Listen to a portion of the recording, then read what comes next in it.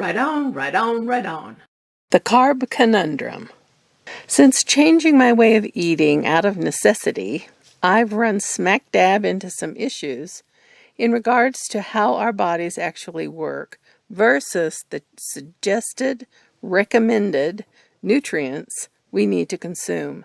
The terms exogenous and endogenous, coupled with essential nutrients, have become less fuzzy, along with the glaring fact that it's all unnecessary.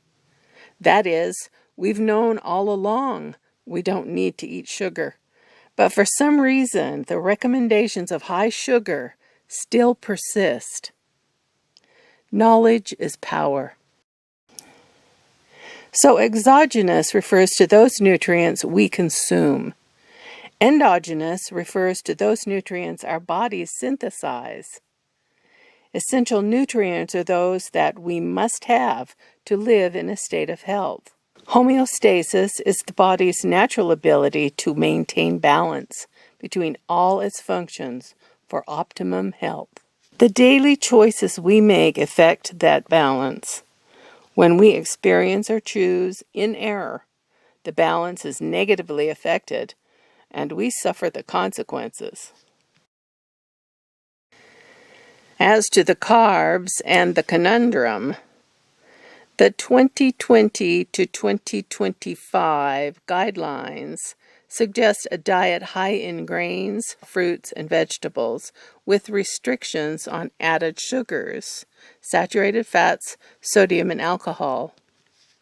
The recommendation for added sugars is 10% or less of calories per day.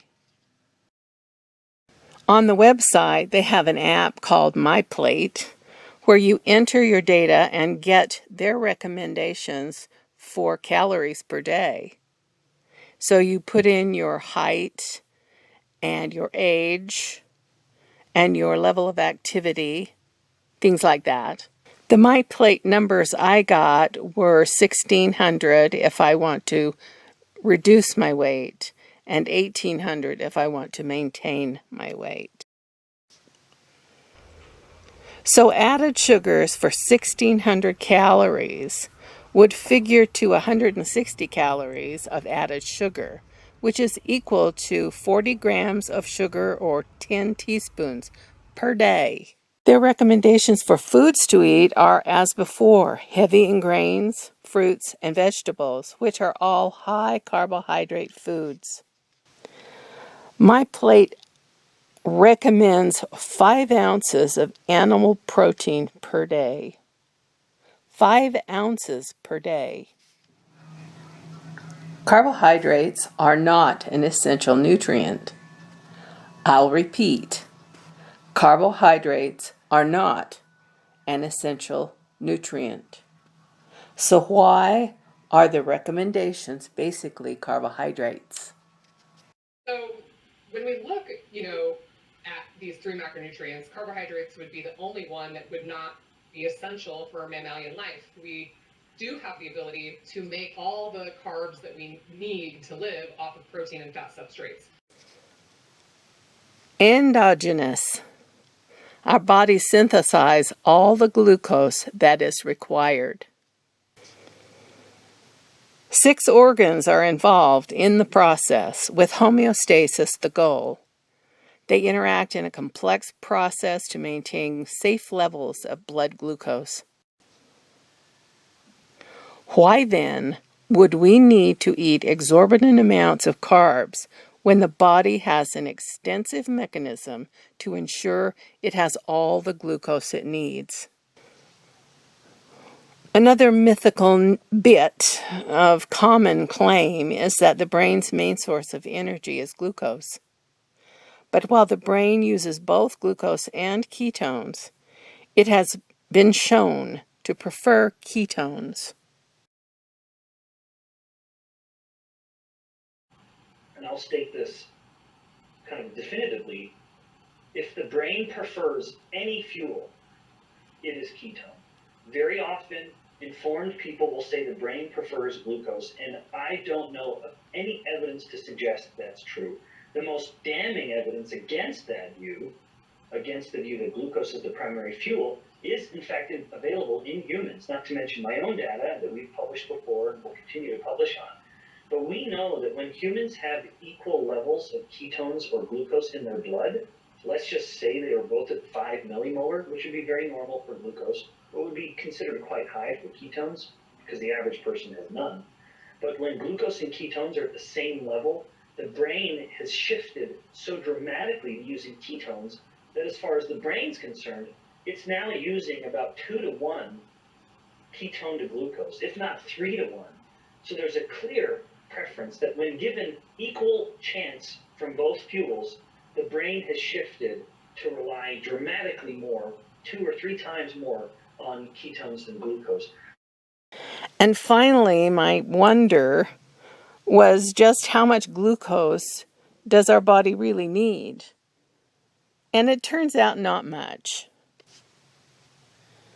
5 grams or 1 teaspoon is what our bodies function at in health. And we've listened to the official guidelines of what's healthy for you. You should eat many meals. You should eat 300 grams of carbs per day, and breakfast is the most important meal because you got to really load up on the blood sugar so that you make it through till almost to lunch, or at least till the morning snack. We follow the guidelines, and we have some toast with jam, and we have some milk with cereal, and we have orange juice and some sugar in the coffee. So we get about 120 grams of carbs in our systems at that point. But let's think about what's happening.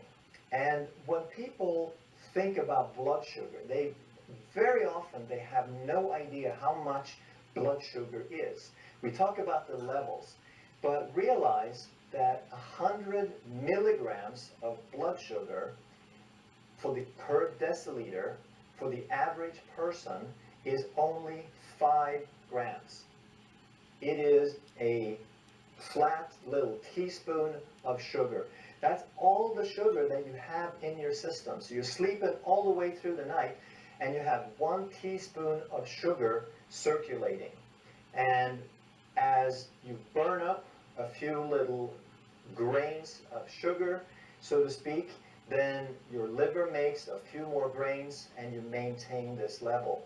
So when you wake up and your blood sugar went from 90 to 100, what really happened? This cortisol put 1/2 a gram of sugar into your blood. You didn't eat anything yet. There is no load of food or carbohydrate in your system. The liver just made 1/2 a gram of sugar, and it put it directly into the bloodstream. So now, instead of 4.5 grams, you have 5 grams of sugar. No big deal. But then you just ate 120 grams of carbs. That is going to be turned, some of it's already sugar. It's going to start spiking it very, very quickly here. And some of it is starch. And that's going to take another 10, 15, 20 minutes to break down and turn into sugar. And the entire thing is going to be absorbed in a couple of hours. So 2 hours is 120 minutes. 120 grams means 1 gram per minute, or 60 grams per hour, is going to get into a system, into the bloodstream, in a system that can hold 5 to 6 grams. All right?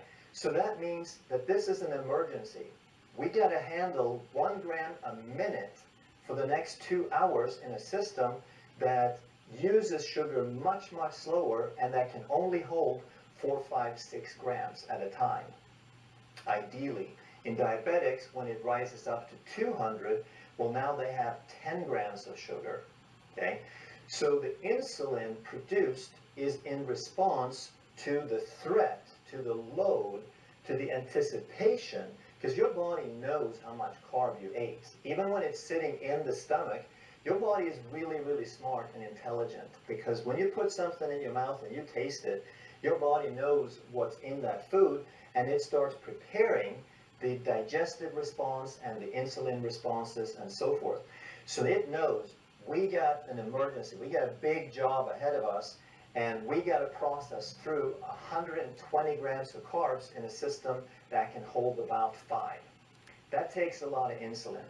And the body is so amazing that it takes decades to break the system, even when we abuse it to that degree. Consuming exogenous carbohydrates is on the end of a wrong choice. Making our pancreas overwork because of what we eat over decades will eventually break us.